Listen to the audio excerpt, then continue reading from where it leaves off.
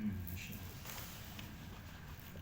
Maka kata beliau, bukti daripada syukur kita ini, maka kita harus menjaga daripada ahdun kita. Apa itu ahdun? Yaitu janji kita. Ketika kita mengambil talqin, maka disitulah kita melaksanakan apa yang telah kita janjikan. Karena ini adalah merupakan suatu, kita berjanjian dengan Allah, maka ini adalah merupakan nikmat yang begitu agung, ya, yang begitu agung yang diberikan Allah Subhanahu wa taala. Thariqah ini adalah thariqah yang sangat agung. Maka bukti daripada syukur kita kepada Allah Subhanahu wa taala, maka kita harus melaksanakan apa? Melaksanakan daripada ahdun kita atau janji kita, talqin kita di dalam thariqah ini, akan melaksanakan menjalankan thariqah ini dengan sebenar-benarnya. حافظوا على العهد حافظوا على العهد لأن الطريقة هي الالتزام بعهود الشيخ الالتزام بعهود الشيخ هي هذه حقيقة الطريقة لأن الذكر موجود الذكر موجود الحمد لله في القرآن موجود في السنة ولكن الطريقة ذكرها هو المحافظة الطريقة هي المحافظة على عهد الشيخ أن تحافظ على عهد الشيخ الشروط ديال الطريقة والمحبة والصدق تحافظ على أورادك اللازمة عليك ها أنت تجاري. نعم. Maka kata beliau, di dalam ini kita harus melaksanakan apa yang telah kita janjikan kepada Allah Subhanahu wa taala.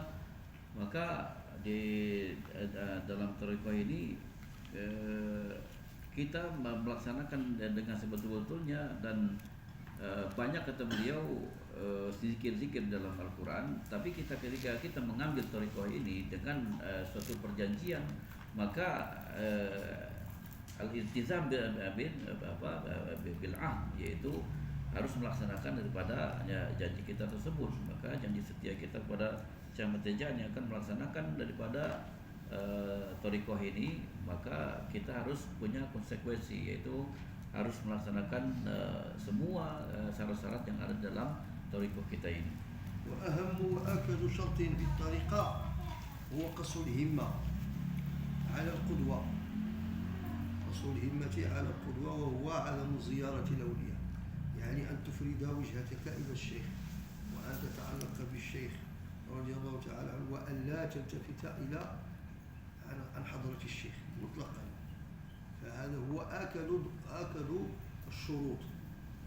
آكد الشروط وهو صعب جدا عندكم في إندونيسيا ولا حول ولا قوة إلا بالله الالتفات.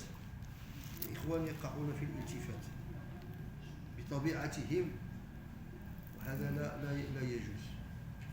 احنا عرفنا بأن الإندونيسيين ناس ظرفاء لطفاء سريعين سريعين التعلق يعني سريعين المحبة لكن لا بد الإنسان أن يكون ثابتا في عقيدته ثابتا راسخا في طريقته لا يميل إياكم والميل ذلك يدعو إلى انسلاخ ويعيذ بالله من الطريقة. الالتفات يدعو هو الزيارة استمداد من المشايخ ومن الأولياء مع الاحترام والتعظيم لسائر الأولياء ولكن عدم التعلق بهم. Kemudian dalam thariqah kita ini ada salah satu syarat, yaitu qasrul himmah, yaitu bagaimana kita hanya cinta ta'alluq kita kepada Syekh Ahmad Tijani. Maka tidak boleh iltifat, tidak boleh noleh-noleh kepada aulia-aulia yang lain atau wali-wali lain. Sehingga kata beliau, di Indonesia ini tabiat orang Indonesia ini adalah terlalu cepat untuk mencintai aulia yang lain, sehingga dikhawatirkan kata beliau tabiat ini akan merusak daripada thariqah kita. Oleh karenanya hati kita itu harus ta'alluq atau menyambung terus dengan Syekh Ahmad Tijani. Jangan kita toleh-toleh kepada yang lain, maka ini adalah akan merusak daripada thariqah kita. Karena ini adalah sangat dikhawatirkan, karena seseorang yang tidak tidak lurus kecintanya kepada Syekh Ahmad Tijani, kemudian dia minta madad, ziarah, kemudian dan lain sebagainya, sehingga ini adalah menimbulkan kerusakan di dalam thariqahnya, kebatalan dalam thariqahnya, karena tidak diperbolehkan, tidak diperkenankan seseorang mengambil madad kepada wali-wali lain. Jadi kata beliau diwanti-wanti kepada kita semua bahwa jangan sampai hati kita itu berpaling daripada Syekh Ahmad Tijani. فلا خير في امرأة حرة متزوجة تتلذذ وتتعشق وتتشوف إلى محاسن الرجال، هذه لا خير فيها. كذلك المريد الذي عاهد الشيخ ينبغي له أن لا يلتفت عن حضرة شيخه، مثل المرأة الحرة المتزوجة لا تلتفت لغير زوجها، وإلا يعد ذلك خيانة. الشيخ رضي الله عنه كل شيء يسامح فيه الشيخ، كل ما يفعله المريد يسامحه فيه الشيخ ما عدا الالتفات، وحق له ذلك. Maka kata beliau, ibaratnya adalah kita ini adalah seorang yang sudah seorang perempuan yang sudah punya suami, sehingga perempuan ini adalah menjadi milik suaminya sepenuhnya, sehingga dia tidak boleh menoleh-noleh lagi kepada laki-laki lain karena dia sudah terikat daripada akad nikah, sehingga dia tidak boleh lagi tolak-toleh kepada yang lainnya. Nah, sehingga diibaratkan seperti itu, kita juga ketika kita mengambil talqin, kemudian kita sebagai muridnya Syekh Ahmad Tijani, janji setia kita adalah kepada Syekh Ahmad Tijani, sehingga hati kita itu selalu terpaut, dan Syekh Ahmad Tijani memberikan memberikan kebebasan kepada yang lain kecuali iltifat ini atau berpaling daripada Syekh Ahmad. Ya, berpaling dari Syekh Ahmad ini adalah bahaya karena kecemburuan beliau terus begitu besar, karena dalam thariqah ini adalah Syekhul Wahid, yaitu Syekh kita adalah satu-satunya Syekh Ahmad At-Tijani radhiyallahu anhu. كما أن العبد لا يكون بين ربين والمكلف لا يكون بين نبيين والمرأة لا تكون بين بعلين يعني زوجين، كذلك المريد لا يكون بين شيخين. ما جعل الله لرجل ما جعل الله لكل من جوف. أعوذ بالله من الشيطان الرجيم. جعل الله زيد سيدي شرح ترجم. Maka sebagaimana kita lihat perhatikan bahwa maka Allah SWT tidak mau diduakan. Begitu juga Nabi kita, Nabi Muhammad juga tidak mau diduakan, dan seterusnya. Maka hal ini di dalam hati kita, bahwa Allah SWT menciptakan hati kita itu adalah yaitu satu, ya. Jadi tidak boleh bercabang kecintaan kita, tidak boleh bercabang kepada guru lain, sehingga diwajibkan bahwa cinta kita sepenuhnya kepada Syekh Ahmad Tijani, bukan kepada aulia yang lain. فحافظوا على هذا الشرط، حافظوا على هذا الشرط، الالتزام بعهد الشيخ والمحبة، عليكم بالمحبة وعليكم بالتعظيم، تعظيم ما عظمه الله، كل ما عظمه الله سبحانه وتعالى ينبغي أن تعظموه، عظموا شرع الله، عظموا كلام الله، عظموا أسماء الله، عظموا دين الله، عظموا رسول الله صلى الله عليه وسلم، وعظموا سنته وشريعته وآل بيته وصحابته، وعظموا العلماء، وعظموا حرمات المساجد وشعائر الله. التعظيم واجب، لأن روح الدين مبني على التعظيم، ومن يعظم شعائر الله فإنها من تقوى القلوب. Kemudian makanya kata beliau, kita harus memegang janji kita, iltizam dengan syuruh, salah satu dalam thariqah. Kemudian kita juga harus mempunyai mahabbah, ya. Dan yang ketiga adalah kita harus ta'zim, mengagungkan, melaksanakan, baik itu mengagungkan syariatnya Allah Subhanahu wa taala, mengagungkan Al-Qur'an, mengagungkan syariat. Semua kita harus melaksanakan syariat Allah Subhanahu wa taala. Mengagungkan Rasulullah, mencintai Rasulullah, mencintai para sahabat.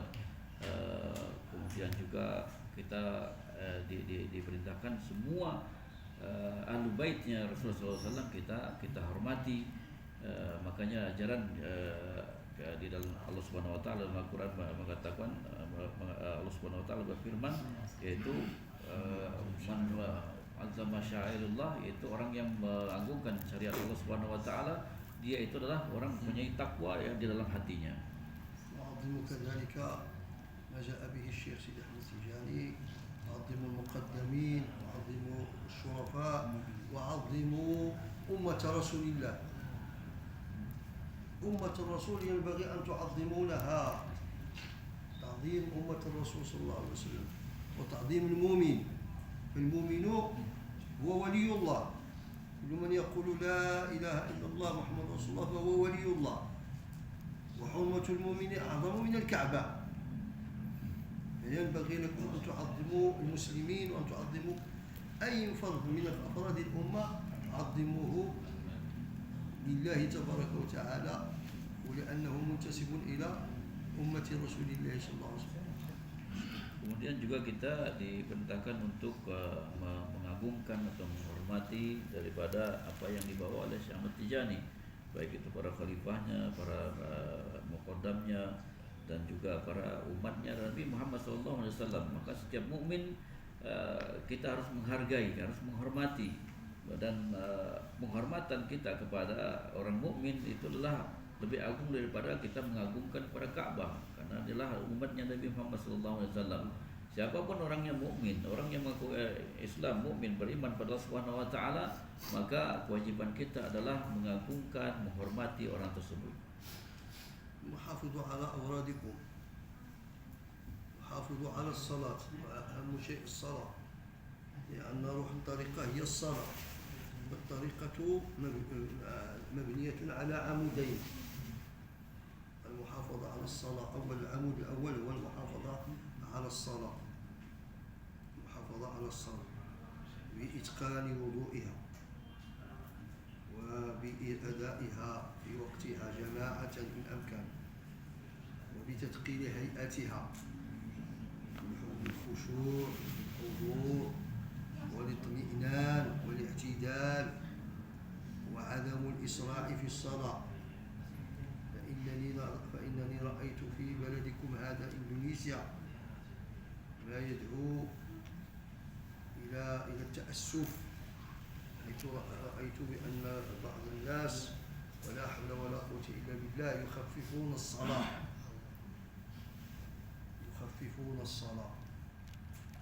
ولا يخفى عليكم حديث النبي صلى الله عليه وسلم للأعرابي الذي المسيء في صلاته، قال له صلى الله عليه وسلم ارجع فصلي فإنك لم تصلي، لأنها ينقرها نقر الذكر للحد. وهذا الذي أنا رأيته، يصلون بصلاة خفيفة. لا، حافظوا على صلاتكم. والإمام الذي يصلي ولا يتقن صلاته يسرع في صلاته لا تصلي وراءه، فصلاتك أعز شيء عندك. لا تصلي من خلف شخص يضيع لك صلاتك. مفارقة، يعني أحسن مفارقة. إما تنصحه أو ينصحوه، يقول له يا سيد هذه الصلاة التي تصليها خفيفة، إذا لم يقبل النصيحة فصلي وحدك، أو ابحث عن جماعة، أو صلي مع زوجتك واثنان جماعة، أو ابحث عن جماعة من الإخوان أو من المسلمين الذي أو في جماعة فيها إمام يتقن الصلاة. الأقل بعد الاعتدال والاطمئنان، تسبيح 3 تسبيح، يعني كما قال 3 تسبيحات متراكمة. Kemudian di dalam thariqah kita juga diajarkan agar senantiasa menjaga salat 5 waktu kita. Maka ini adalah fondasi daripada thariqah kita. Oleh karenanya kata beliau sering melihat di negara kita ini bahwa orang-orang mukmin melaksanakan salat itu dengan sembarangan. Sembarangan artinya pertama kita harus memperhatikan, kata beliau, sebelum sholat itu adalah wudunya.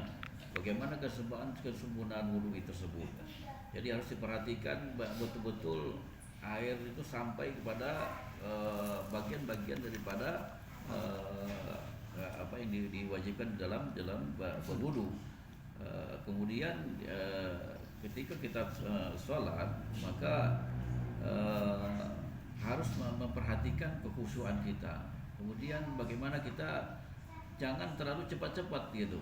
Jadi kalau kebanyakan kita melaksanakan sholat itu terburu-buru gitu. Bagaimana kita akan diterima oleh Allah Subhanahu Wa Taala sholat kita, padahal kita sendiri terburu-buru dan tidak ada kekhusyuan di situ. Oleh karena di dalam tahiyat, di dalam membaca Al-Fatihah, di dalam semua bacaan yang ada dalam sholat itu harus kita perhatikan dan kita hayati sholat tersebut. Jadi sehingga betul-betul menimbulkan kekhusyuan. Kemudian kata beliau, kalau kita sholat kemudian melihat imam yang artinya kurang bagus dalam sholatnya, kewajiban kita adalah menasihatinya, memberikan masukan yang betul. Artinya sholat yang benar itu bukan cepat-cepat, kemudian bacaannya juga harus benar. Tapi kalau dia tidak menerima, maka ahsan atau mencari jamaah yang lain, atau berjamaah dengan istri, atau cari jamaah berikutnya, karena ini adalah merusak daripada sholat kita. Maka ini adalah fondasi daripada agama kita, fondasi daripada thariqah kita. Maka sholat ini betul-betul kita perhatikan, baik itu rukun dan syaratnya harus dipenuhi semuanya. ليس شرطا أن يطيل في القراءة. الآن بعض الناس يصلون إمام مثلا يصلي ويجوي تجويد وترتيل وخشوع يطول في القراءة، ولكن لما يركع أنت تقول سبحان ربي العظيم وسمع الله لمن حمده، قال خليت كاع تسبيحة واحدة تقرأها، والسجود الله أكبر الله أكبر. لماذا هذا؟ لماذا؟ إذا الناس يهتمون بالمظهر ويتركون الجوهر. لا تهتموا بالمظهر، الجوهر هو أصل الشيء، هو الذي ينبغي أن تهتموا به. المظاهر الخداعة يعني الله أكبر ويقرأ بتجويد لا، ويقرأ سورة طويلة مثلا سبح اسم ربك الأعلى هل أتاك حديث الغاشية والفجر، يعني الصور طويلة. ولكن لا يا سيدي أقرأ قل هو الله أحد وصلاتي يعني معتدلة وباطمئنان أفضل من التجويد ومن التكلف. نعم. Jadi kata beliau, banyak juga beliau memperhatikan di kita ini bahwa imam itu membaca ayat yang panjang-panjang. Sebetulnya kata beliau bukan di panjangnya ayat, bukan di bersihnya qiraatnya atau bagusnya lagunya, bukan begitu. Ada makna daripada kekhusyuan tersebut. Sehingga ketika orang ini bagus bacaannya, kemudian ayatnya dibaca panjang-panjang, kadang al-hatta hadithul qasyah, kemudian ayat-ayat yang panjang dibaca. Nah, ketika ruku dia sebentar doang, baru baru orang menyebut subhan aja dia udah bangkit lagi gitu kan. Kemudian samiallahu liman hamidah, belum orang selesai baca juga dia udah ruku lagi, sujud lagi. Ya. Inilah yang diwanti-wanti, bukan berarti khusyuk itu adalah panjangnya daripada ayat. Kalau kita baca qul huwallahu dengan tartil, dan itu lebih bagus. Kemudian bacaan daripada sholatnya diperhatikan, dihayati, sujudnya, rukunya dan sebagainya, maka itu adalah lebih bagus daripada qiraat yang bagus. Tapi di dalam sholatnya mereka selalu melaksanakan sholatnya terlalu cepat di dalam sholat. سيدي محمد الحافظ المصري رضي الله تعالى عنه لما زار المغرب وبعث رسالة مكث في الزاوية زاوية فاس التي فيها مرقد وضريح مولانا الشيخ. مكث في الزاوية 3 أيام، وكتب رسالة هي من أرقى وأرفع وأجمل ما كتب. رسالة بعثها إلى أحبائه وإلى تلامذته في مصر، يصف لهم أحوال الزاوية وما كانت عليه الزاوية من شؤون الزاوية، وما يعني يخبر عن الفقراء ويخبر عمن أدرك من فحول المقدمين. شيء عجيب. من جملة ما ذكر في هذه الرسالة العظيمة النفيسة ببابها، ذكرت صلاة الفقراء، صلاة الجماعة في الزاوية كيف هي.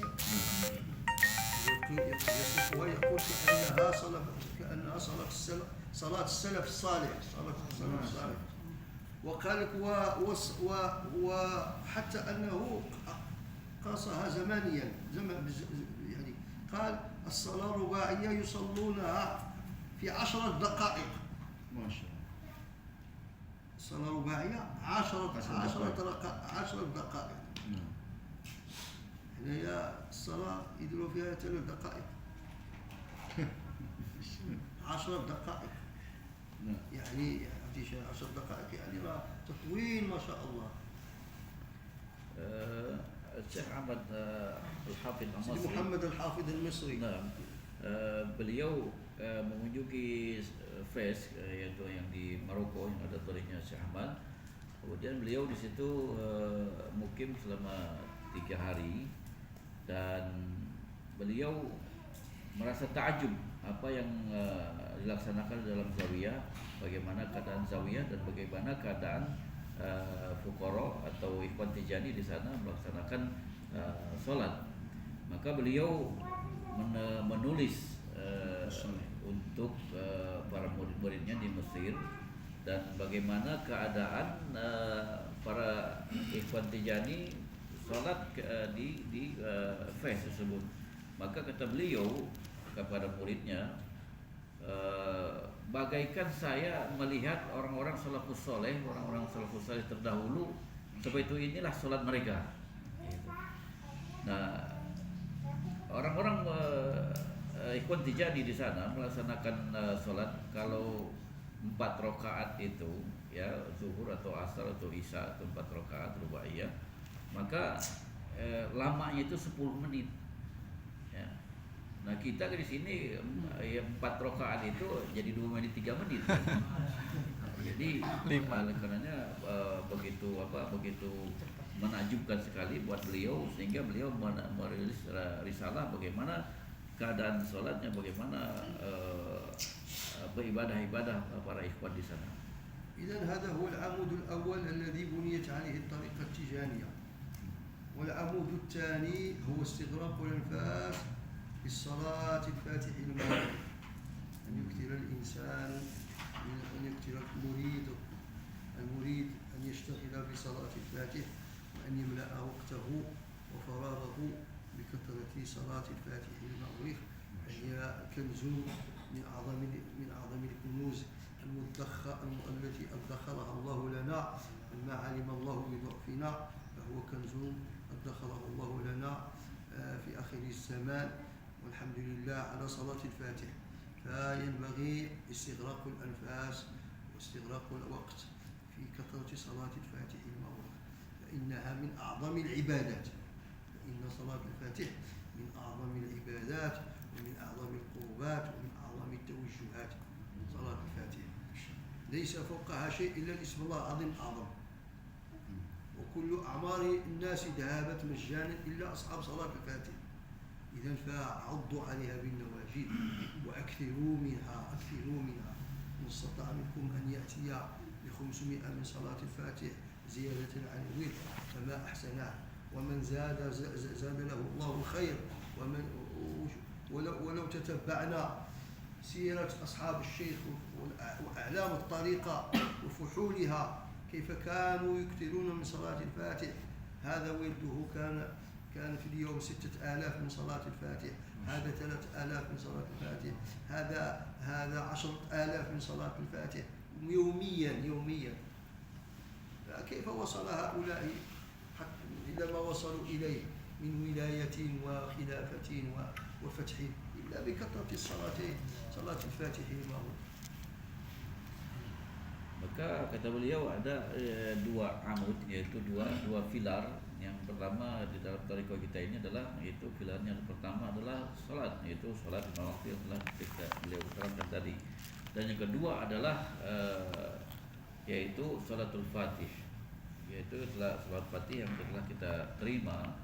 Maka nasihat beliau untuk kita semua adalah habiskan waktu kita dengan membaca salawat fatih dengan sebanyak-banyaknya. Karena ini adalah merupakan kanzun, ini adalah merupakan gudang yang telah diberikan oleh Allah Subhanahu wa taala kepada kita.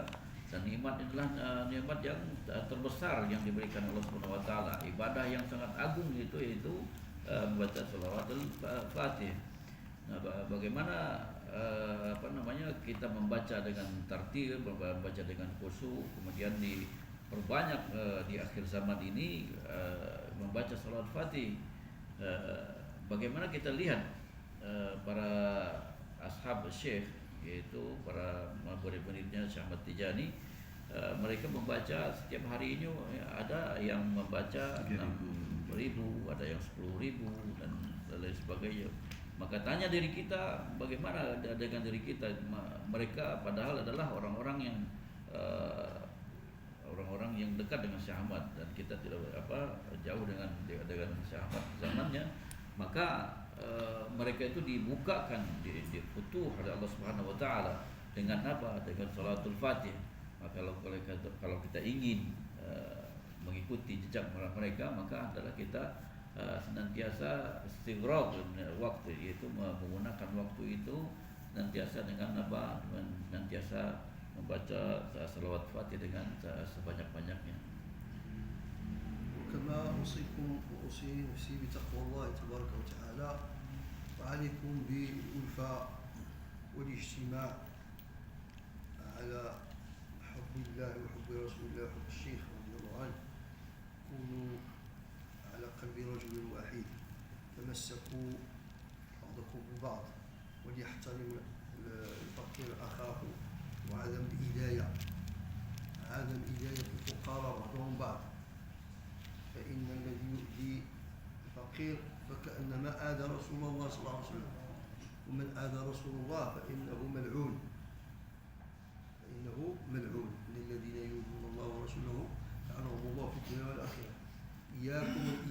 إياكم وإداية بعضكم ببعض بالمزاحمة وبالمنافسة. تنافسوا في الخير، تنافسوا في صلاة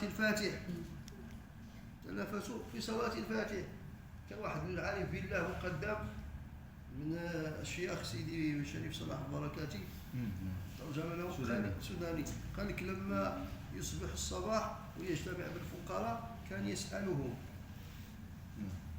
يقول للفقراء: من منكم رأى النبي صلى الله عليه وسلم؟ أو من منكم رأى رؤيا صالحة؟ هل رأيتم رؤيا صالحة؟ عملا بالسنة. من رأى منكم رؤيا صالحة، يرى الشيخ سيدي أحمد، أو رأى شيء مبشرات، أو رأى النبي صلى الله عليه وسلم. هذا السؤال الأول. السؤال الثاني يقول لهم: كم في الليل قرأتم من صلاة الفاتح؟ كم خرجتم من كم عدد من صلاة الفاتح أخرجتم؟ هل 1000 هل 2000 هل 3000؟ هذا هم أهل الله اللي عايشين في الدنيا، ولكنهم أرواحهم في الآخرة. تحسبهم هم في الدنيا ولكن هم في عالم الملكوت، مش عالم الملك.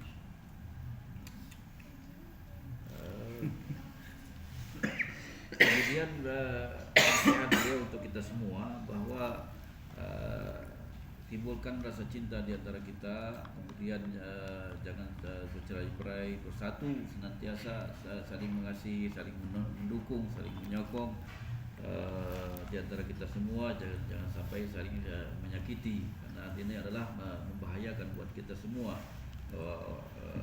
Mewanti-wanti Syekh Ahmad Tijani bahwa Rasulullah SAW mengatakan bahwa uh, la yu'zi ba'dukum ba'dhan, yaitu jangan sampai menyakiti antara satu dengan yang lainnya, karena yang tersakiti itu adalah Rasulullah SAW. Maka orang yang menyakiti Rasulullah adalah la'anatullah, yaitu Allah Subhanahu wa taala melaknat. Tentu saja kita tidak menginginkan hal seperti itu. Dan kemudian mengenai salatul Fatih, ومن جملة الإداية قبل أن تكمل، من جملة الإداية سوء الظن، يعتبر إداية أن تسوء الظن بأخيك الفقير. Dan bertambahan kata beliau, jangan sampai kita bersuudzon kepada ikhwan Tijani, karena ini adalah merupakan dosa buat kita, menyakiti, termasuk adalah izayah, yaitu menyakiti kepada ikhwan. Bersuudzon aja kepada ikhwan itu sudah termasuk menyakiti. Kemudian kata beliau, Syekh Saleh Al-Barakati dari Sudan, beliau ini seorang muqaddam di Sudan. Ketika selesai sholat subuh, mereka nantiasa membaca wazifah berjamaah. Kemudian setelah selesai wazifah, beliau tanyakan kepada ikhwan itu, tanya tuh satu-satu beliau, antum ini udah mimpi malam tuh mimpi apa? Udah mimpi Rasul belum? Ya, udah mimpi dengan para solihin belum? Itu yang awal yang beliau tanyakan kepada kepada murid-muridnya atau kepada ikhwan-ikhwan yang ada di sekitar beliau. Ya, bukan bertanya tentang dunia, tapi adalah bertanya apakah antum tadi malam mimpinya mimpi sama Rasul apa bukan? Ya, mimpinya para solihin atau bukan? Itu pertanyaan yang pertama. Yang kedua yang beliau tanyakan kepada ikhwan Tijani, beliau nanya, tadi malam baca sholat Fatih berapa ya? Allah. Berapa ya? Ada yang baca, ada berapa atau baca? Itu ditanya satu-satu. Maka ini menjadi pelajaran bagi kita bahwa bagaimana guru-guru kita mengajarkan kepada kita supaya agar kita itu senantiasa shalihul a'mal, itu berbuat amal saleh sehingga kita dekat dengan Rasulullah SAW. Kemudian juga memperbanyak shalawatul Fatih. نعم. لماذا سقنا هذه الحكاية؟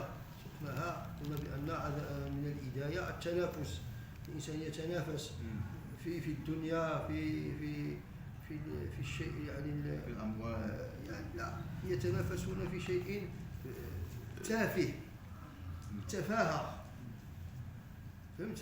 هذا فعل وهذا ما فعل وهذا مزاحمات، يتزاحمون على شيء تافه. لا، تنافسوا في الخير، تنافسوا في صلاة الفاتح. قل كم قرأت اليوم من صلاة الفاتح، كم قيام الليل، كم عملت من ركعة. تنافس في الخير، هذا هو الذي ينبغي، مش التنافس على الدنيا والتنافس على الشهوات وعلى الملهيات وعلى الشيء التافه والعياذ بالله. Maka kata beliau, kita itu berlomba-lomba di dalam kebaikan, ya, berlomba-lomba dalam kebaikan, bukan berlomba-lomba dalam masalah keduniaan. Bahkan berlomba-lomba dengan hal-hal yang tidak mendekatkan diri kita kepada Allah Subhanahu wa taala. Maka oleh senanya berlomba-lombalah kita di dalam berapa kita membaca sholawat Fatih, ya. Jadi kita berlomba-lomba itu dalam kebaikan, dan terutama itu berlomba-lomba membaca sholawat Fatih. Berapa kita harus berlomba-lomba membaca sholawat Fatih, bukan berlomba-lomba dalam keadaan urusan dunia. Berapa kita sudah baca Al-Quran, baca Ramadan qarib, Ramadan sudah dekat. يقرأ إذا ما كان يحسن قراءة، إذا كان يحفظ قل هو الله أحد يكثر من قل هو الله أحد، سورة إنا أنزلناه يكثر من سورة ياسين، كله كلام الله. Ya, kita harus banyak membaca Al-Quran. Kalau kita baca apalnya surah Al-Ikhlas, qul huwallahu ahad, ya perbanyak qul huwallahu ahadnya.